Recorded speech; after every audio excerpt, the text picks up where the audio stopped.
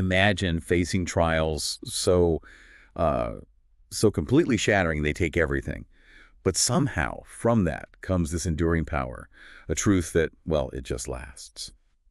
Today, we're taking a deep dive, right into the heart of Karbala, but seen through the eyes of Hazrat Zainab, an incredible figure. That really sets the scene, because when you think about it, that day, the 10th of Muharram, that scorching sun over Karbala, it wasn't just another day in history, was it? It was this furnace, really, testing the patience, the faith, the sheer strength of Zainab, the Prophet Muhammad's granddaughter, daughter of Ali and Fatima, tested beyond anything we can likely imagine. Right. She wasn't just there. People call her the soul of Karbala, and I think that's spot on. Yeah, soul of Karbala. That's powerful. So our mission today really is to unpack how one woman's grief, this immense, agonizing grief, somehow becomes this source of just unparalleled power. How it becomes a voice for truth that, still resonates so strongly today.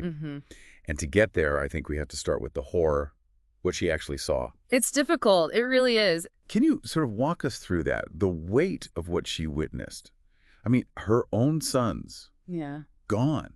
Her nephews, like Qasim, so young, so brave. Yeah, young Qasim. And her brothers, too, like Abbas, the loyal standard bearer for Hussein, just unwavering, seeing them all give their lives. One by one. One by one. Yes. And then the ultimate moment, her brother, Imam Hussein, the Prophet's own grandson, seeing him walk toward that battlefield, knowing what was coming. Against thousands. Thousands. What chance did he have? His sword.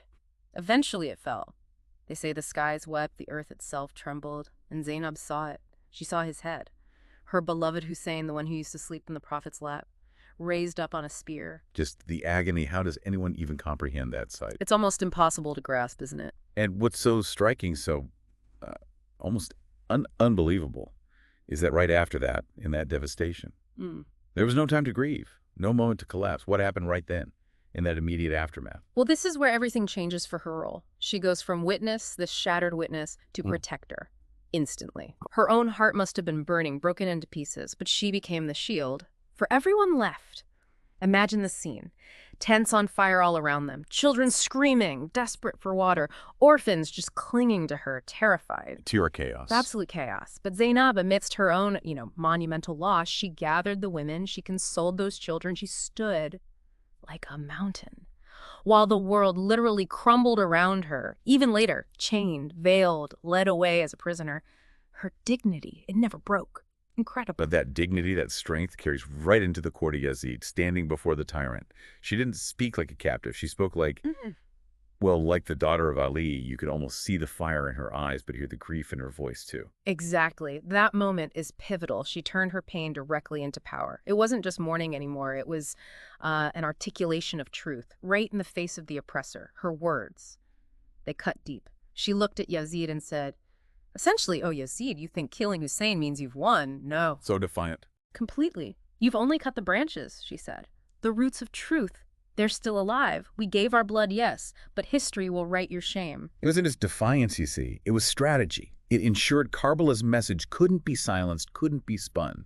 It sealed Yazid's legacy and infamy. So she wasn't just a voice then. She was almost like a master strategist of truth, using her grief, her moral standing.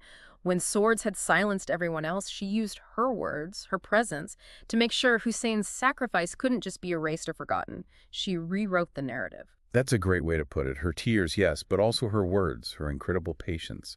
All of that carried the message, the truth, across time. Her pain, you realize, it wasn't just hers alone. It was the pain of injustice. It was, in a way, the pain of Islam itself fighting for its core values. And that's why I think even today, when people cry for Karbala, when we feel that sorrow, we are essentially crying through the eyes of Zainab. Her experience becomes the lens. What an absolutely extraordinary story. Strength, resilience, and just the enduring power of speaking truth, even when it costs everything. It truly is. And it leaves us with something to think about, doesn't it? Zainab's unwavering stand, facing down such overwhelming adversity, such personal loss. It really makes you ask yourself, what does her story teach you about finding your own voice, about upholding truth, even when things feel like they're falling apart around you?